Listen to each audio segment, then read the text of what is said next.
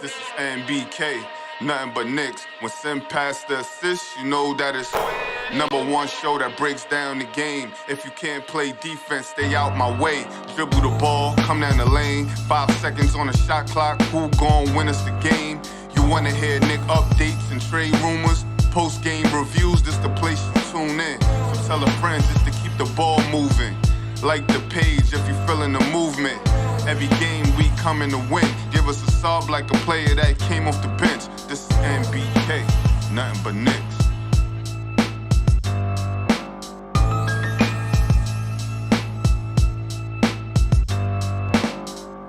Knicks family, what's poppin'?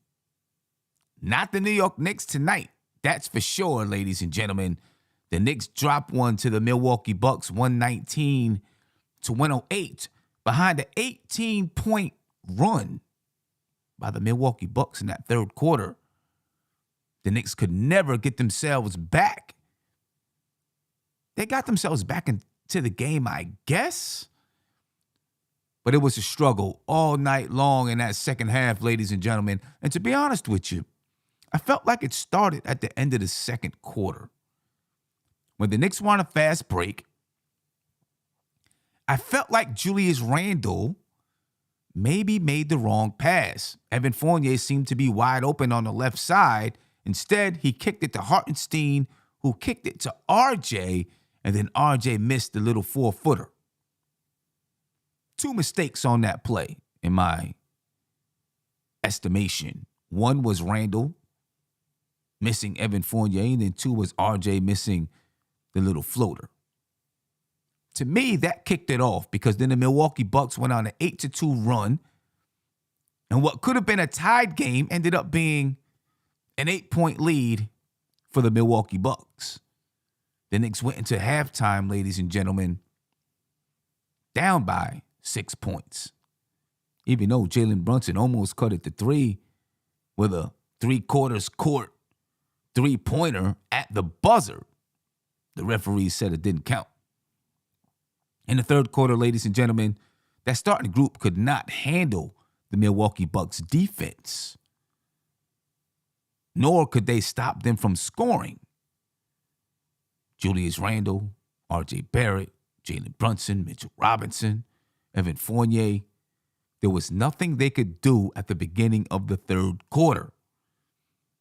The Milwaukee Bucks defense is stifling. There's no doubt about it. They are a scrappy, scrappy bunch.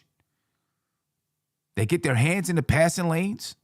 They get a lot of tipped passes. Obviously, they can block shots. Brook Lopez leading the league in block shots. Mitchell Robinson just behind them, but man, guy's long. That's a tough defense to play against, ladies and gentlemen. A very, very tough defense to play against. The Knicks only had 12 or 13 turnovers versus the Milwaukee Bucks.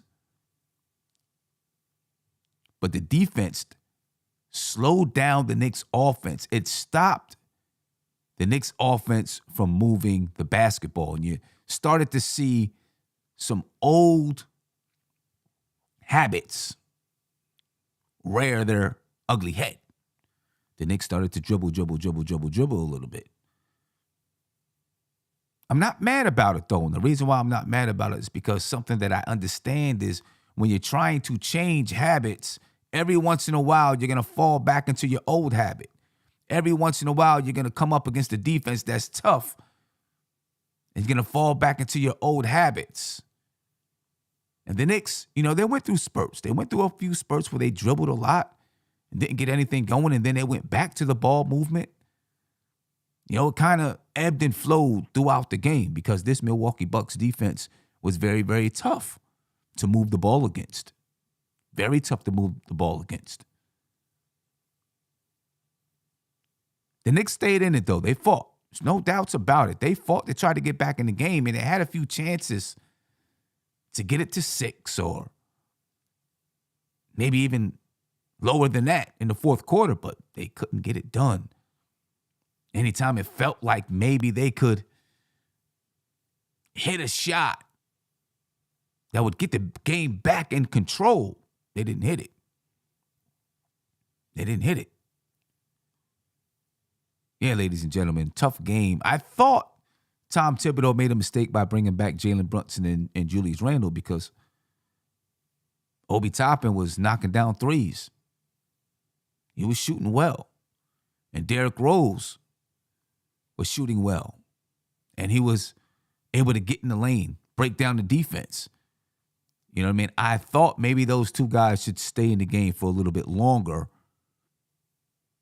You know, and I mean, obviously, when they went out the game, the Knicks were down 11. They ended up losing the game by 11. So it, kind of remained even. The Knicks did cut the game to 9, I guess.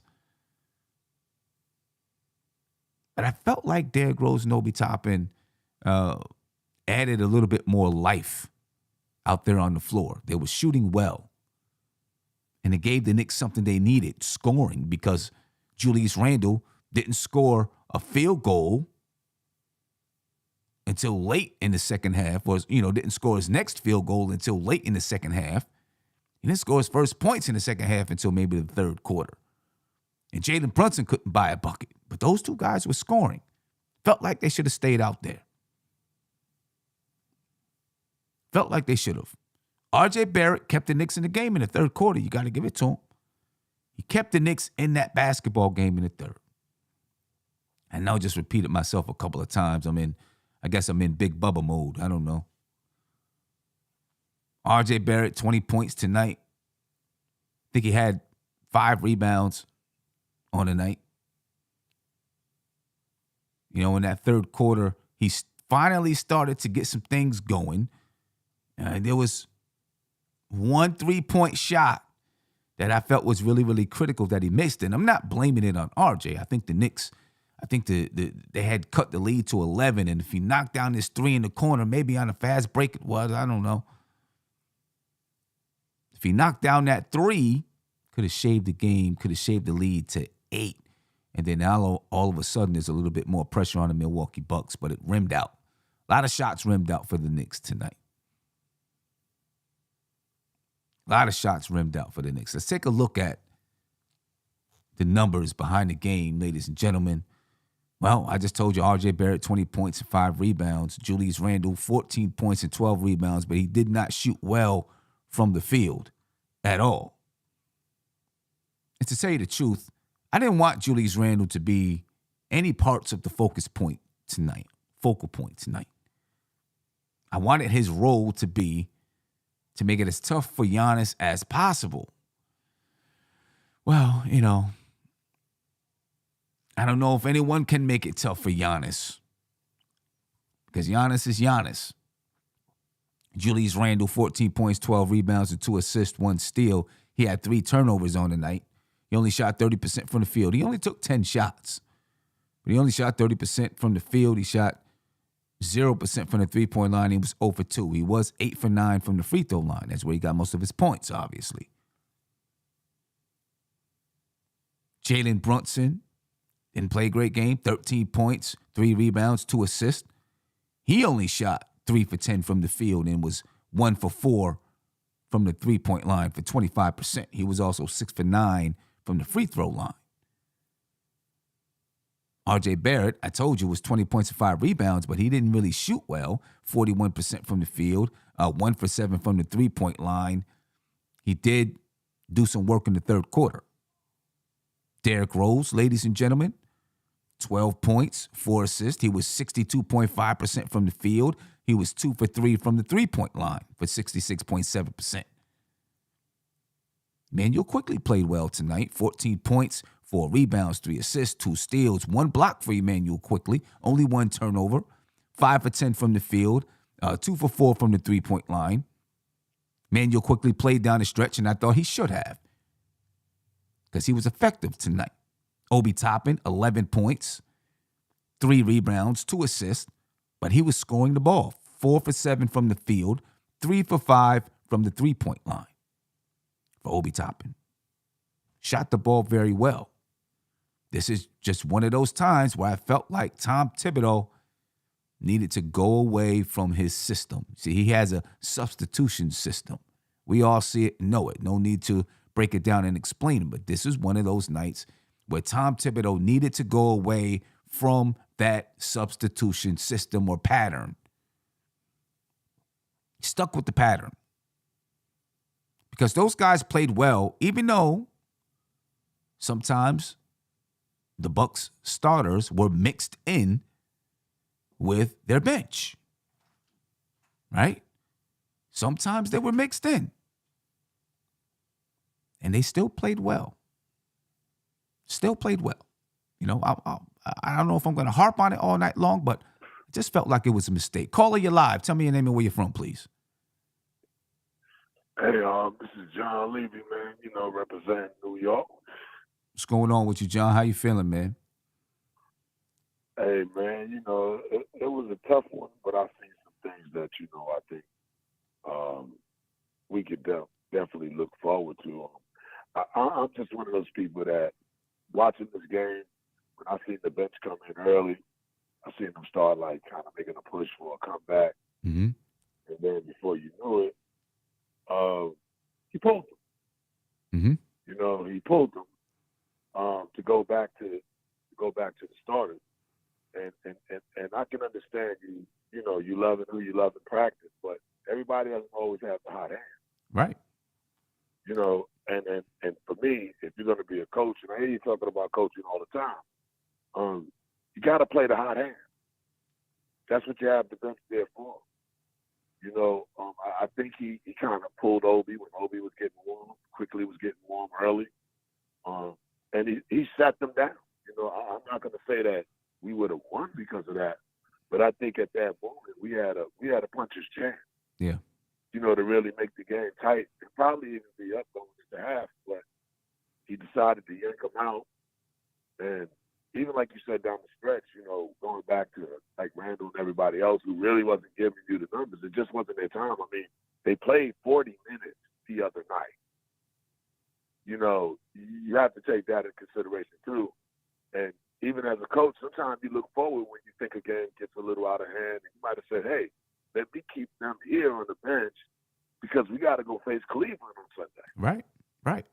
You know, but it just seems like he's kind of they definitely seem like they want to play for him to a degree. But, you know, players don't talk. They can't talk like they may want to. Right. You know, but it just seems like with Tibbs, like once Tibbs gets something locked in his brain, he just stays with it. He just stays with it. You know, right. And you know, and we always go at the players. Randall did this, RJ did that, Quickly did this, and I noticed like there's not much talk about what the coaches do.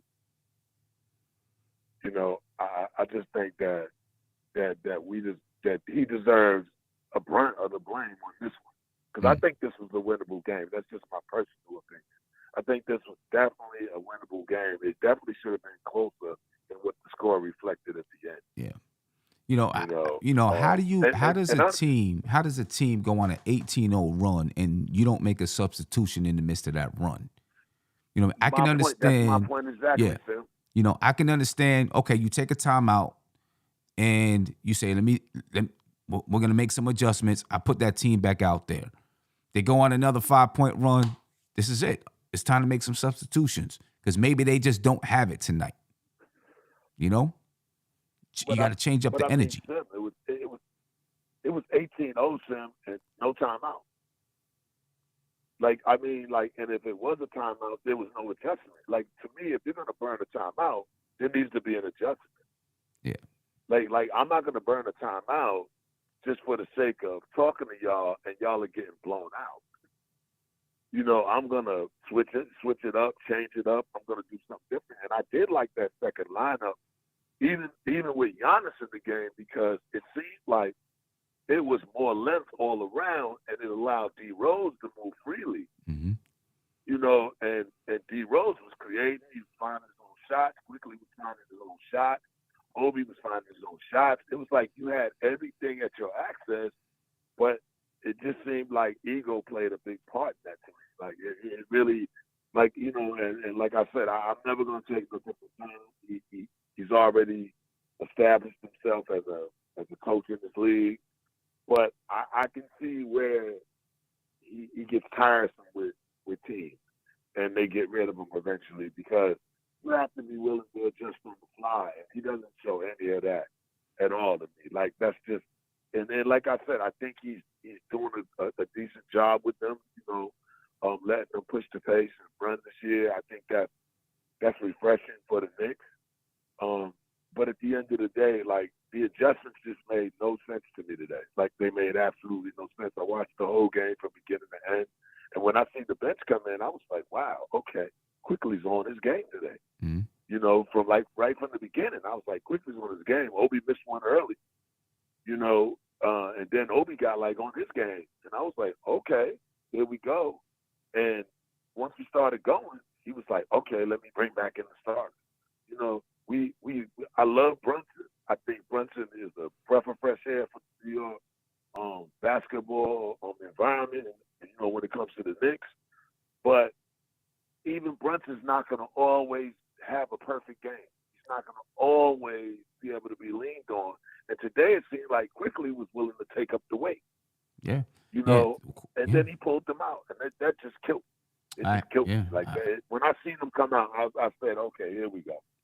I hear you, man. I get it. Hey, John, I appreciate your time, bro. Appreciate you calling in. Yeah, I love your show, man. I appreciate you, man. Appreciate Keep it, bro. up, Peace. Yeah, ladies and gentlemen, rough night for the New York Knicks. I'm not, crazy upset about it. You know what I mean? It's an early season game. Not that it doesn't mean anything. It does. It's an early season game.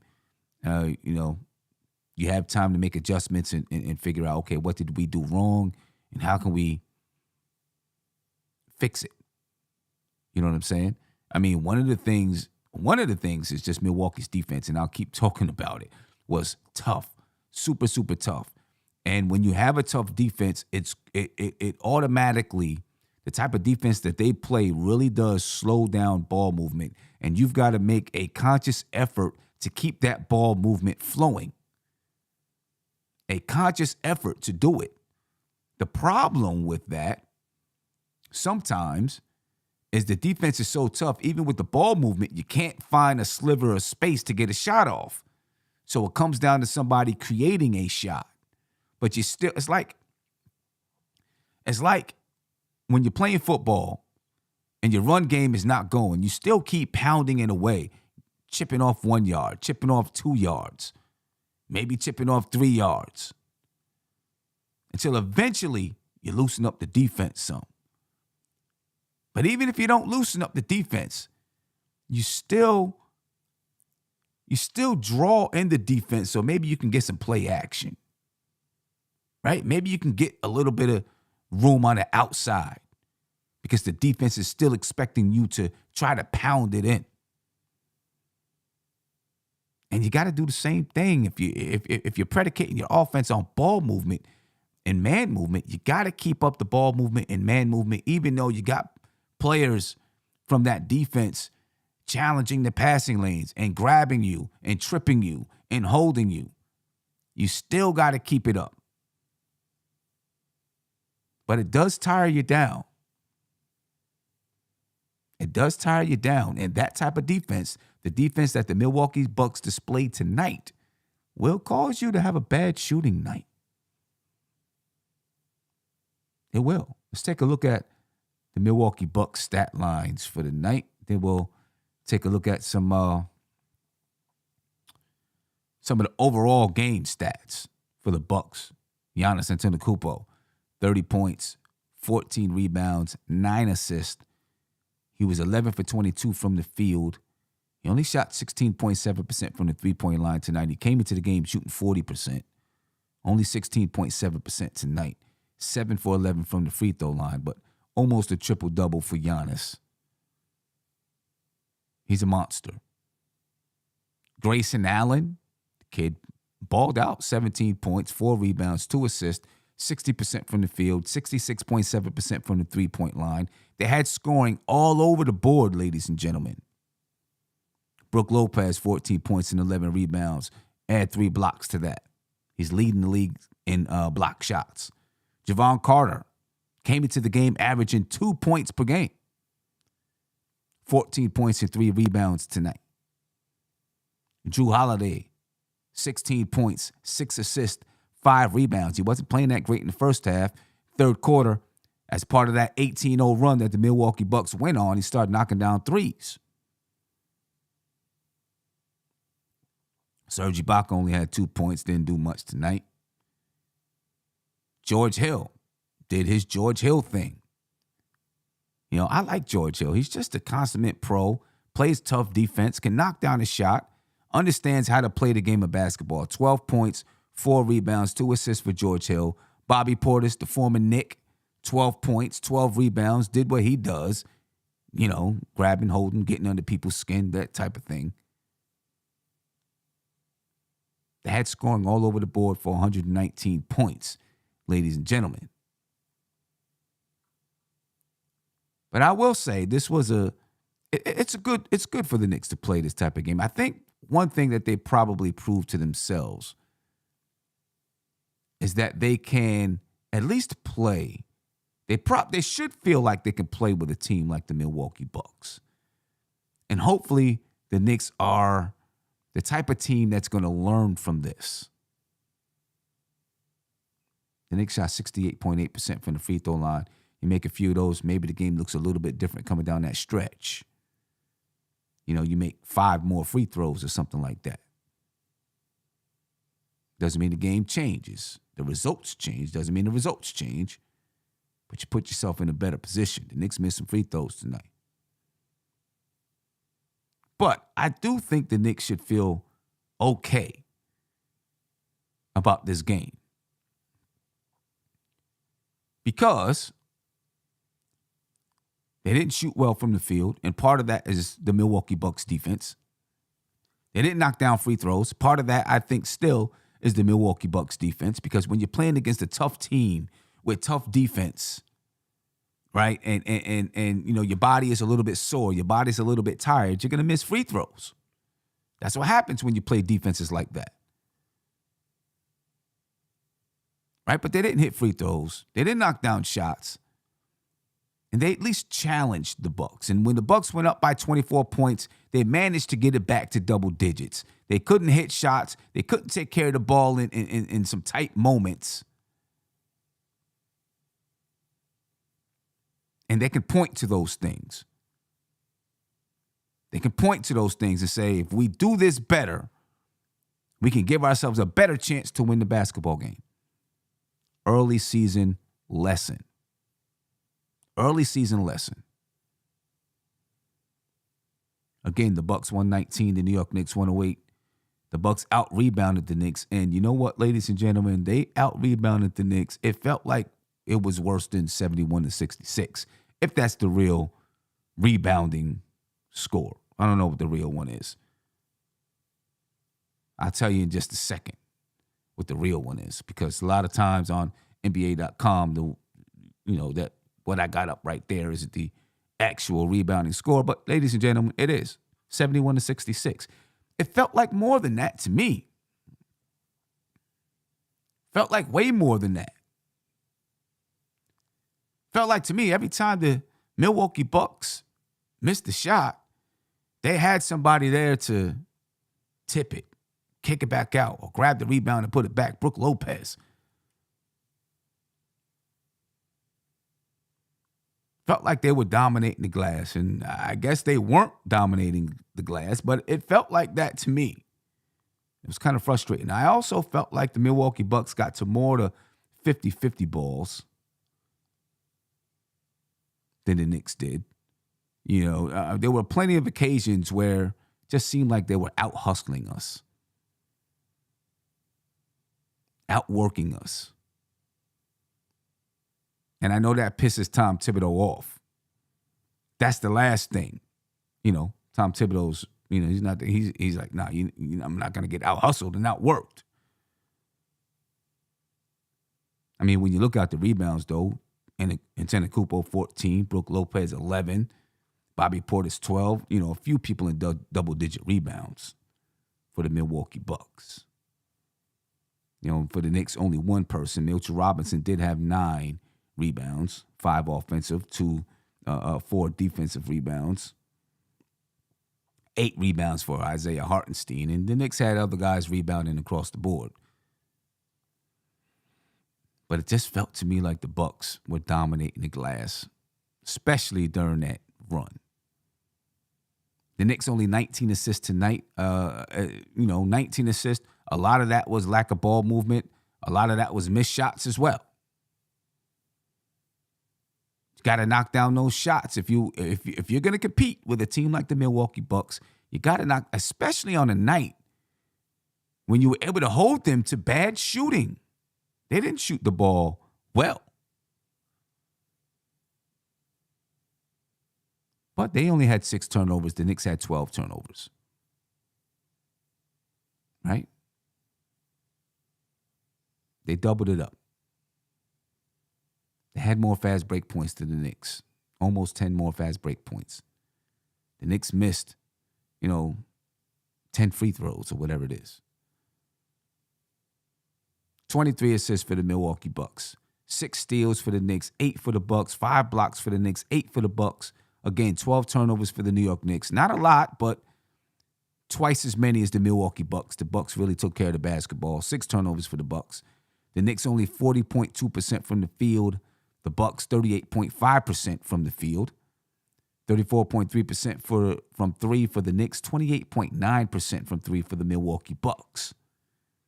Again, the Knicks 68.8% from the free throw line. The Bucks 81.5%. The Knicks 46 points in the paint. The Bucks 50. 17 second chance points for the Knicks. The Bucks 20.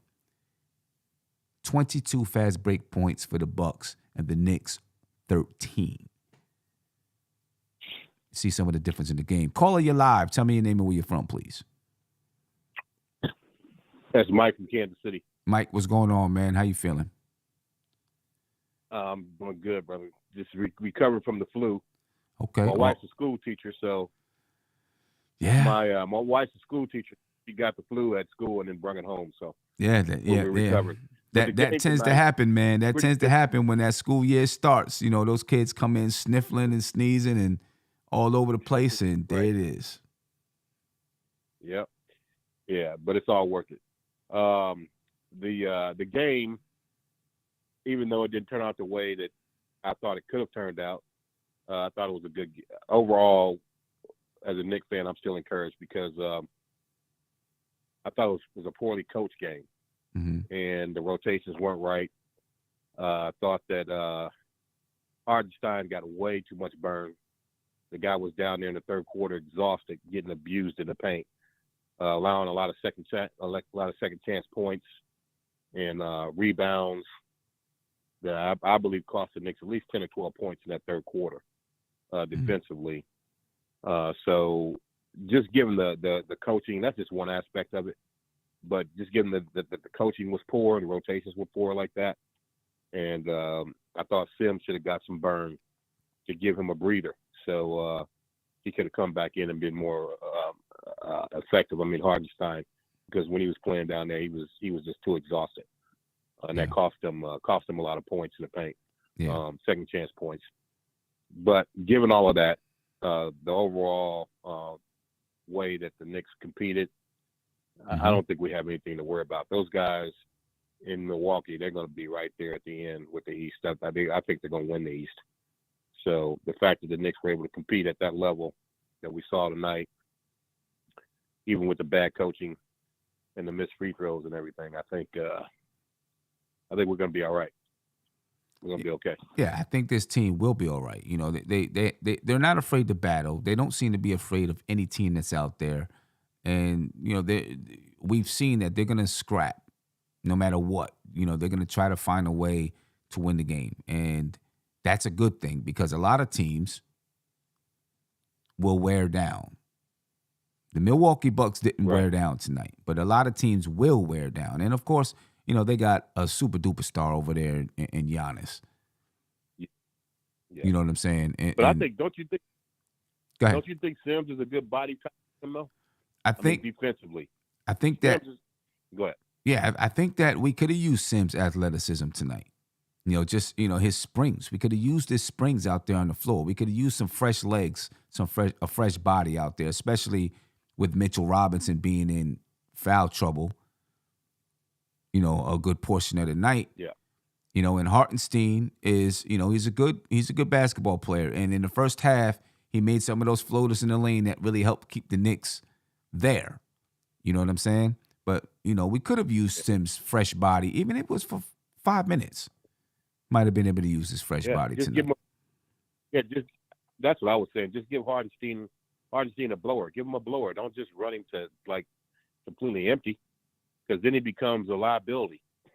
He's down there allowing a bunch of rebounds he shouldn't be allowing, and points in the paint. So, I mean, obviously Hartenstein's going to be your number one choice when Mitchell's in trouble like that. So, but give him a breather. Let Sims come in and use his athleticism to hold the fort down until he gets a breather, then bring him back in. Yeah. I didn't understand why he kept doing that. Yeah. I don't understand why the coach kept him in like that. Yeah. I didn't understand that. I thought that cost him. Well, Tom Thibodeau, and with the last caller, his name was John, Tom Thibodeau kind of gets stuck in what he does, and he doesn't come off of it. You know what I mean? And it showed tonight. And when you win, you're like, okay. But when you lose, you look at it and say, well, maybe you needed to come off of it a little bit, try to find something else that worked. I also thought tonight the Knicks showed some holes in the defense. I guess we've always showed some holes in the defense, but there were some glaring ones to me. On the right side of the floor, pick and roll on the right side of the floor, I felt like the Knicks were leaving themselves vulnerable when the roller would come off. Two guys would come to the roller and leave. No, I'm sorry, not the roller. When the person with the ball would come off, the ball handler would come off the screen. Two guys would go to the ball handler sometimes and leave somebody wide open under the basket. I seen it happen with several times. The first time I seen it happen was in the first half with Cam Reddish and Derrick Rose. I think I seen it happen several times throughout the game, though. You know what I mean? And there would be a Drew Holiday or somebody just wide open. You know what I mean? And it caused Hartenstein to get a foul on Drew Holiday on that particular play. And it caused trouble a few times throughout the game. I think I seen it with Julius Randle and R.J. Barrett, maybe. I don't remember who it was that was open under the basket. But the Bucks found a few things to pick apart the Knicks' defense and find somebody wide open under the basket. Or sometimes they didn't always see the person that was wide open. But there were several times when there were players wide open, because the Knicks had two guys hawking towards the basketball. Sometimes it's bad communication. Right. You know what I mean? One guy has to say, hey, I got it. You know what I mean? If you're Cam Reddish and you come off the screen, I got it. Rose got to realize that, make sure he gets back to Drew Holiday. You know what I mean? But there were several times when I felt like the Knicks defense kind of broke down tonight. Yeah, I saw that too, without question. Yep. Yeah. But hey, it's on tape, and it's some things for them to work on. You know what I mean? They can take it back, look at it, and work on those things. And I feel comfortable with this team that they are the kind of this team seems to be the type of team that's going to take it and actually work on it and try to implement it in the next game. See if that perimeter defense gets a little bit better. The only thing that I fear with this team, it's not the spirit of the team. It's not the talent. I think the Knicks are probably one of the deepest teams in the East right now. What I fear is the accountability thing. When you talk about the game tonight, I think again, and someone else has already said this, the coaching aspect of it was a problem. And so I would hope that the coach would hold himself accountable and give the players a sense of relief in regards to owning his part in that loss, because he played a big part in that by not making the right rotations. Yeah, because I think it's kind of hard for the players to win when your rotations are like that. So yeah, and that is something that Tom Thibodeau, and you would hope that he does. Just go back and look at it and say, okay, what did I do wrong, right? How can I get better? Right. And exactly. What can I do? let's hope that he does. Let's hope that he does. But hey, Mike, I appreciate your call, man. Thank you for your time. Yep. All right. All right. Have a Have good a good one, night. man. Peace. Yeah, ladies and gentlemen, a lot for the Knicks to look at after tonight's game. A lot for them to look at. I guess that's a good thing. You get things on tape, and then you go look at it and see how you can fix it. The shooting, though, for the Knicks, while they've been scoring points, and I'm assuming because they're playing faster, it's got to get better. 40% tonight, 34% from the three-point line, especially the three-point shooting. I guess 34% is not totally bad. We like to see that shooting up around 37% because there were some key shots that the Knicks could have made to put a little bit more pressure on the Milwaukee Bucks, and they did not make those shots. They didn't make them. And it's early in the season. We'll see if the Knicks begin to shoot better. I think they will begin to shoot better. Remember, this is a team that's still coming together. While, over the first 5 games, we've seen some really, really, really good things and some things that we really like. We still have to remember that they are just getting comfortable with one another. They're just learning how to play with one another. Hopefully this team is going to come together.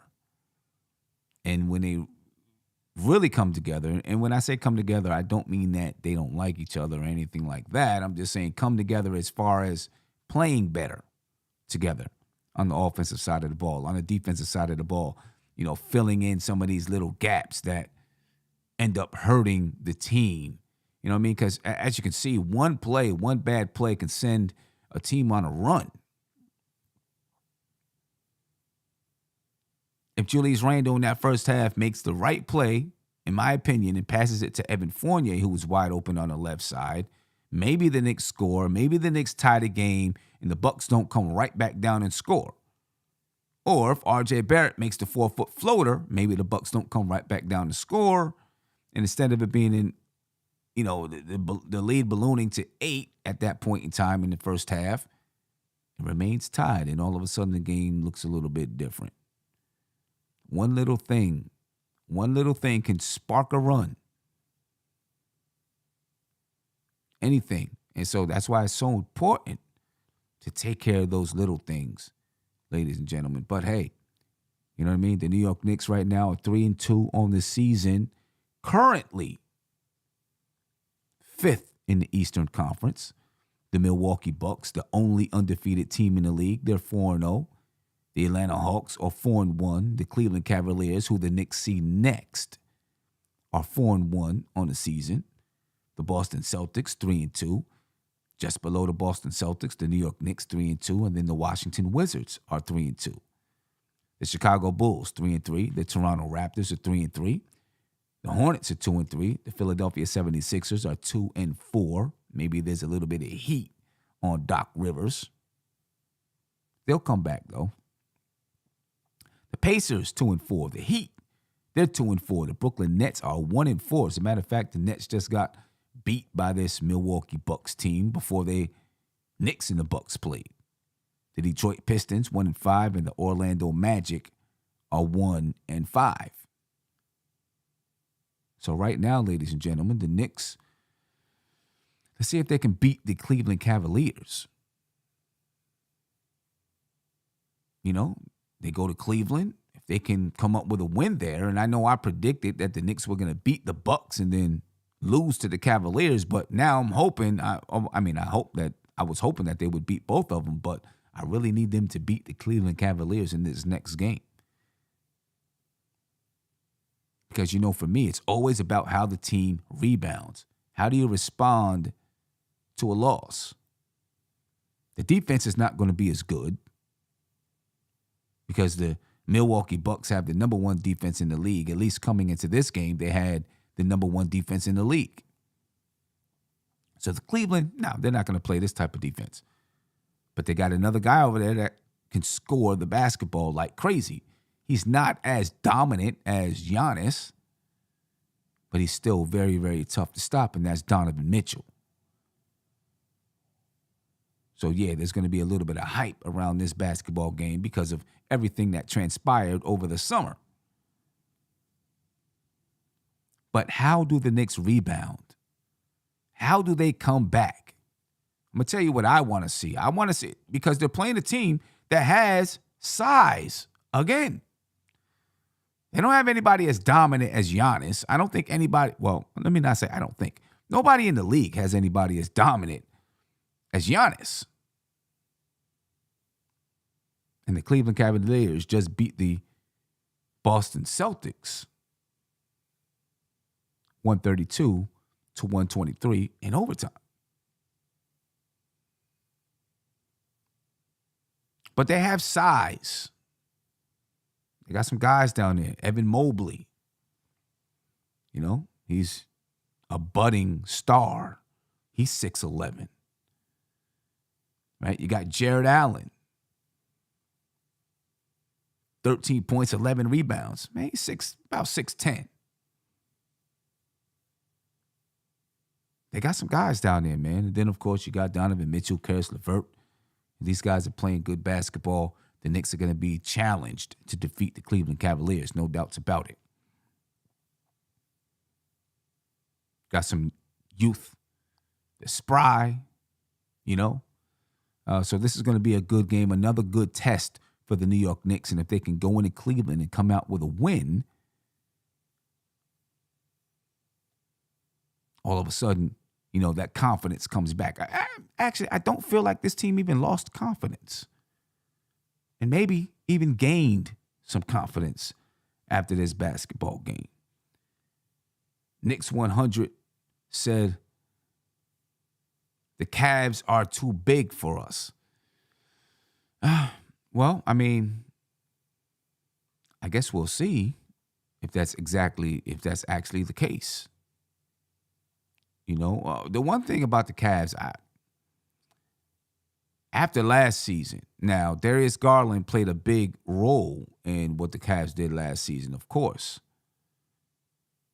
But I just felt like we didn't match up well with the Cleveland Cavaliers. Anytime we played them, it just didn't feel like we matched up well. Obviously, their lineup is a little bit different. Our lineup is different because of Jalen Brunson. So maybe the matchup is a little bit different. Jalen Brunson played very well against Donovan Mitchell in the playoffs. So we'll see what that matchup looks like on Sunday. The game is at 6 o'clock. But you're talking about, you know, a power forward in Evan Mobley, man, that I feel like he gave Julius Randle fits last season. He's going to be tough to deal with. A center in Jared Allen who, you know, has, I don't know if he has as much talent as Mitch, but he's got a lot of skill. Well, you know, he can score a little bit. He can post up a little bit. Got some moves down there. He can rebound the basketball. So yeah, I mean, Knicks, a GM. Knicks 100. Your name. I agree with you. They are agile. You know, and that could be a problem for the New York Knicks because they are very agile.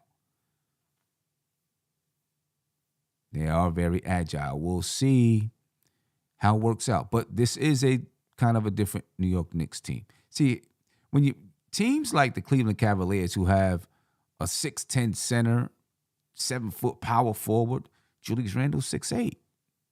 It's kind of small. You've seen Julius Randle in the fourth quarter, right? Jalen Brunson, I thought he should have took the floater, but he passed it to Julius Randle under the basket. There was no place Julius Randle could go. Too much size. Brook Lopez and maybe it was Giannis under there, whoever it was. There was too much size. He had to kick it out. They called it 3 seconds on him. Because although Julius Randle is a force to deal with, no doubt about it, he doesn't have, for his size, he doesn't have the length of Giannis or Evan Mobley. He doesn't have that kind of length. which is one of the reasons why when you see Julius Randle go to the basket, he double pumps a lot. Sometimes he double pumps when he doesn't need to double pump. But he double pumps a lot. Or it looks like he kind of short arms the ball because he doesn't have the same kind of length as some of these other guys that's in the league right now. And Cleveland Cavaliers have guys with that kind of length too. But ladies and gentlemen, the Knicks took a loss tonight, man. 119-108 to the Milwaukee Bucks. I mean, you can point to that third quarter, though. You can really point to the third quarter. Let's hope that this is not the beginning of a third quarter of doom for the New York Knicks. In that third quarter, the Knicks scored 32 points. The Milwaukee Bucks scored 37, but that doesn't tell the entire story of the quarter, right? Doesn't tell the entire story of the quarter. At some point, the Knicks were down 24 points in the third quarter. RJ Barrett had 13 points in that third quarter, 5 for 9 from the field and 1 for 2 from the three-point line. The Knicks actually shot 52.2% in the third quarter. They shot 5 for 8 from the three-point line in that third quarter. Yet still, they were down 11 points by the end of the third quarter. The Knicks made a run to try to get back into it in that third quarter when Obi Toppin and Derrick Rose came into the game. Obi had 3 points in the third quarter, but he only played 3 minutes and 22 seconds. Derrick Rose, he had 5 points in that third quarter. Right? RJ Barrett had 13 points, and Derrick Rose, only playing 4 minutes in the third quarter, was the second leading scorer in the third quarter with 5 points. Still, when I think back on it, still just kind of disappointed that Tom Thibodeau didn't leave Obi and Derrick Rose in the game.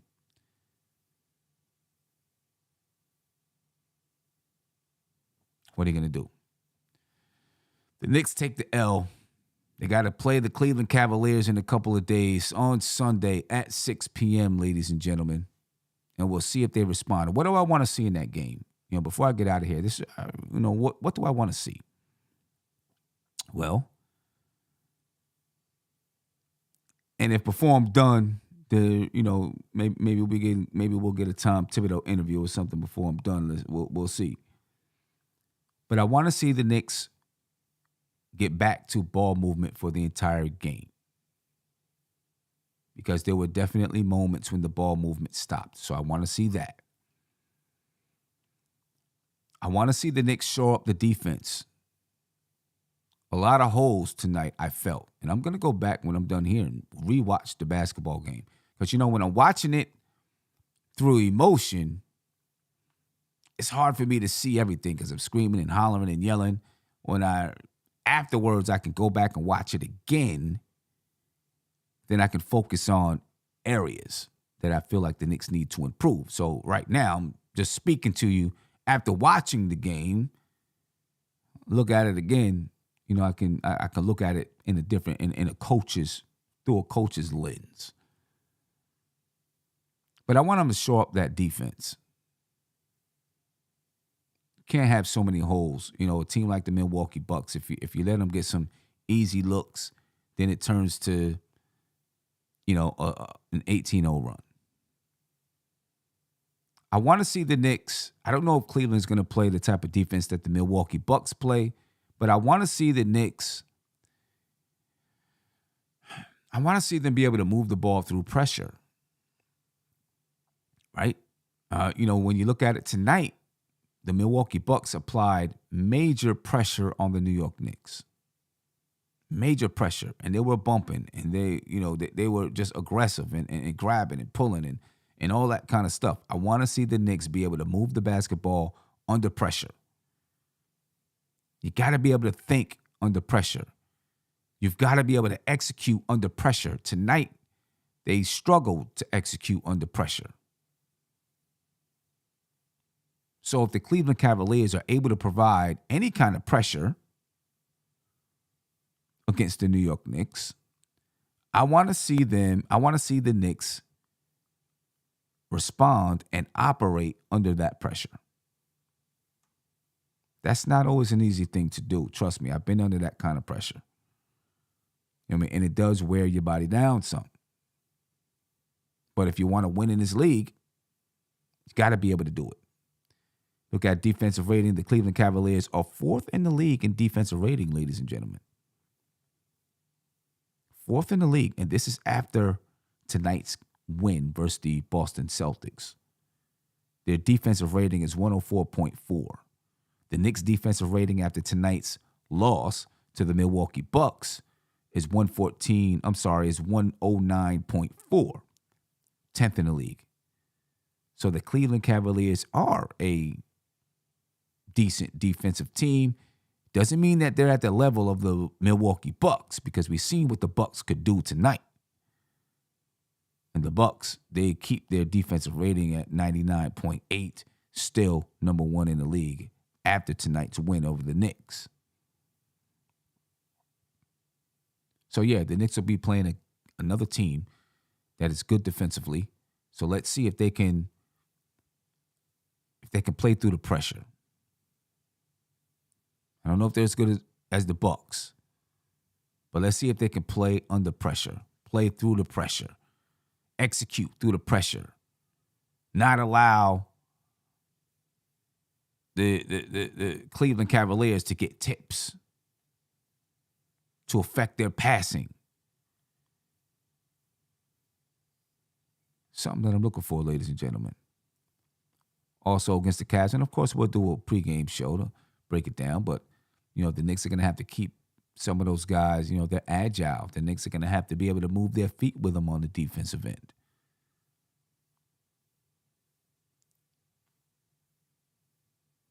Also, take a quick look at the Cleveland Cavaliers and their shooting percentages. The Cavaliers are shooting 48% from the field. They're shooting 41.7% from the field, from the three-point line.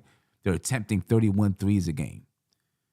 Not really a high rebounding team. They average 43.8 rebounds per game. They'll turn the ball over, 15.4 turnovers per game. But you know what? We thought the Milwaukee Bucks would turn the ball over. They came into the game averaging 16, only 6 turnovers tonight. I'm pretty sure that was part of their game plan. That was on the whiteboard for the Milwaukee Bucks. Take care of the basketball. Don't turn it over. Because the Knicks had been executing on the fast break. That one play, though, you already know, I feel like it spawned the Milwaukee Bucks to go on a run, even though it was in the first half. But the Knicks had been, in the last game against the Charlotte Hornets, the Knicks only had, they had less than 10 points, less than 10 fast break points. But leading up to that Charlotte Hornets game, they had been scoring in the fast break. Tonight, 13. Not bad. They could do better than that. But I'm sure the Milwaukee Bucks said, don't turn the ball over, because they will get out and score. Well, the Cleveland Cavaliers are averaging 15.4 turnovers per game. If they turn the ball over like that, the Knicks need to capitalize on it. See what it is, ladies and gentlemen. We'll see what it is. The New York Knicks lose to the Milwaukee Bucks 119-108. Listen, I'm going to get up out of here. I appreciate you guys' time. I'll let you get your weekend started. You know what I mean? Let you get your weekend started. Friday night, enjoy your Saturday. Watch the Knicks on Sunday. And all that good stuff. Folks, I appreciate you. Let me check and make sure I don't have any other thing I want to point out. All right. I'm going to get up out of here, folks. I'm going to get up out of here. And, I was going to do a show last night with some things that I wanted to point out about the Knicks. But, ladies and gentlemen, I was exhausted and I could not. I wasn't going to be able to do a good show. So I had to get some rest. I was very, very, very tired. If I'm up to it and I can, I'll do one of these breakdown shows that, I just got some things I want to talk about that I'm seeing from this team, that good things and bad things. That I want to do with the whole video, breaking down the video and all that kind of stuff. A little Coach's Corner type thing. But anyway, I'm not going to do it tonight. I'm out, ladies and gentlemen. I appreciate your time. Have a great weekend. And if I do manage to pop up and do another show, you'll get the notification. Appreciate it. Peace. This is NBK, nothing but Knicks. When Sim passed the assist, you know that it's #1 show that breaks down the game. If you can't play defense, stay out my way. Dribble the ball, come down the lane. 5 seconds on the shot clock, who gon' win us the game? You wanna hear Nick updates and trade rumors? Postgame reviews, this the place to tune in. So tell a friend just to keep the ball moving. Like the page if you feeling the movement. Every game we coming to win. Give us a sub like a player that came off the bench. This is NBK, nothing but Knicks.